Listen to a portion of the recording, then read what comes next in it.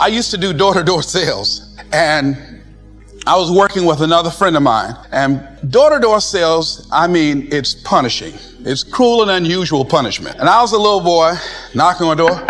Hello, would you like to buy a nice working television set? No money down? No! Bam! They slammed the door in your face. And the friend of mine that was working with me, they slammed the door in his face, and I looked back and he was going to the car. He said, I can't do this. And he sat down in the car and he said, you go ahead, I'll be here when you get back. Now he had a mother and father to take care of him. My mother was ill. I am adopted. I was hungry.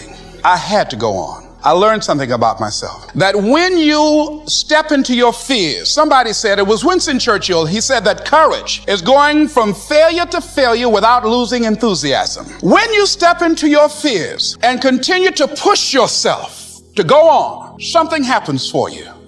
It will enable you to transcend yourself. I went to the next door. You like to buy a nice working television? No! Bam!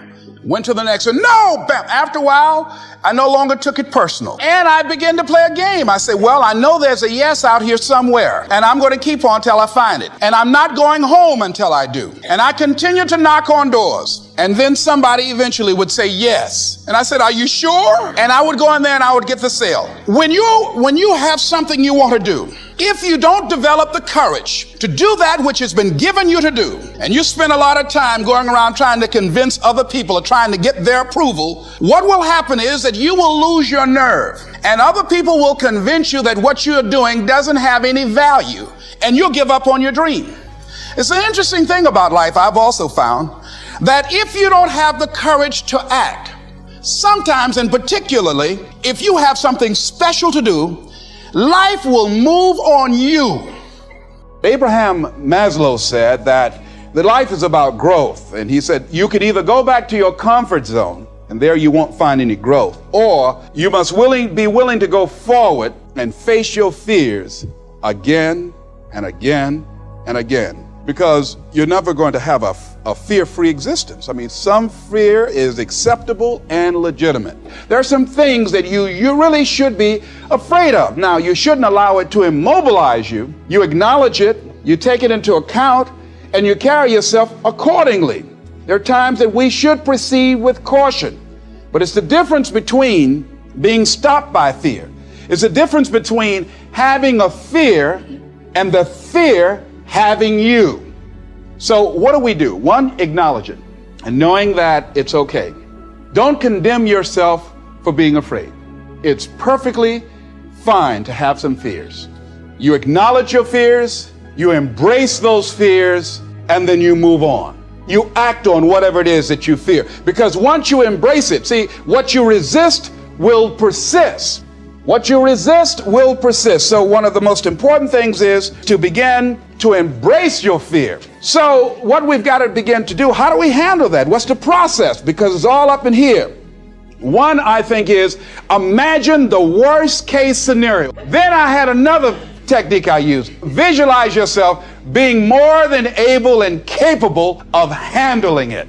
And I used to have a tremendous inferiority complex about speaking before people that I felt who had more going for them than I did. Because I'm not college trained, I used to feel that college people were the most intelligent people on the planet. And there was nothing I had to say for them. And what will they listen to me for? That's the way I felt. And so I had to visualize myself speaking before them, speaking before various audiences that had more going for them than I did, and realize and appreciate my own value, and that I was a worthwhile person, even though I didn't have all going for me. I didn't have the money, I didn't have the education that they had. So part of the process is seeing yourself, being worthy, being capable, having what you need to make you a worthwhile person, and that you're more than able, and that you deserve to be listened to, or you deserve to have that dream and that passion and whatever it is that you see and envision there. You've got to see it in your mind's eye and know that you've got what it takes. So deciding as you look at your life, as you look into the future and say, what fears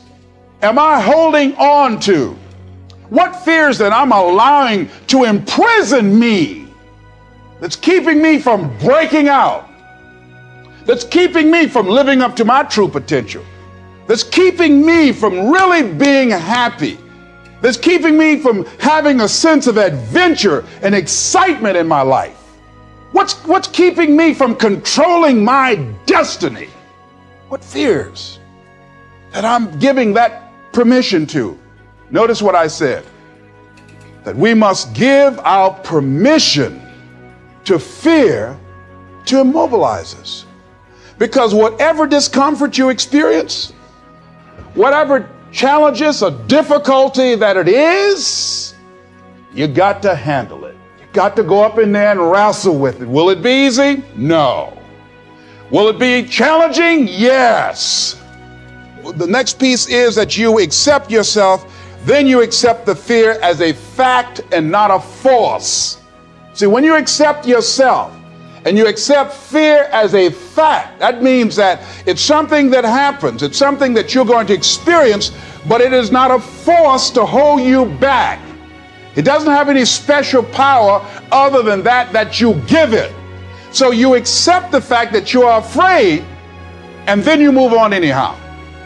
You move on past it, and you do whatever you've got to do. See, when you are not filling your life with the things that you are capable of doing, see, we all have some stuff that we've been given. And I don't think that it's optional for us to sit on what we have. See, if you're sitting on what you have, what you've been given, and I think everybody's been given something to bring to the planet, that only you can do that, only you can perform that, only you can initiate that activity. And if you don't do that, if you're not filling in your life with your life work or your mission, then there are gaps in your life. And what we do when we're not living out our true identity, we begin to fill the gaps. We fill the holes with garbage, alcohol, drugs, worry, self-destructive behavior.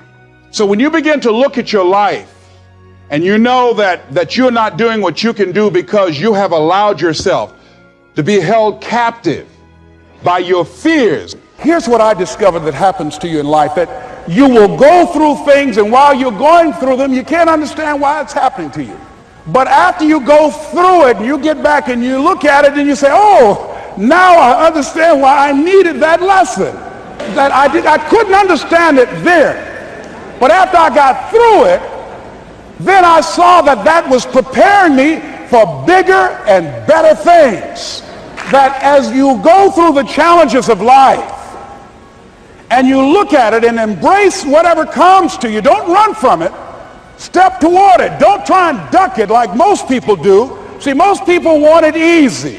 When you handle those hard things close at hand, making those hard decisions right now that you don't want to make, learning those things that you don't like to do, but you know that in order for you to get where you want to go, this is one of the hoops that you have to flip through. And I'm saying to you, whatever you got to do it, because if you don't, life is going to whoop you until you surrender and say, okay, all right, I cooperate, okay, I learned, okay. It had to wear me out a long time. So if it's hard, then do it hard. Now, how do you hang in there during the hard, difficult times? Les, you must have faith. You've got to believe in yourself. You've got to believe in your abilities. You've got to believe in your service, your company, your ideas, unquestionably. You've got to have faith, and that faith gives you patience. That it's not going to happen as quickly as you want it to happen. A lot of things are going to happen that will catch you off guard. And so therefore you've got to deal with and handle it as it comes. And not only that, but that faith and patience drives you into action. You've got to keep moving and keep plugging away. And some people, ladies and gentlemen, they stop because they don't see instant results. It doesn't happen quickly. They stop. Oh, no. You got to keep on watering your dream.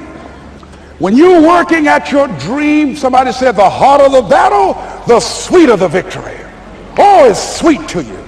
It's good to you. Why? See, when it's hard and there's a struggle, see, what you become in the process is more important than the dream.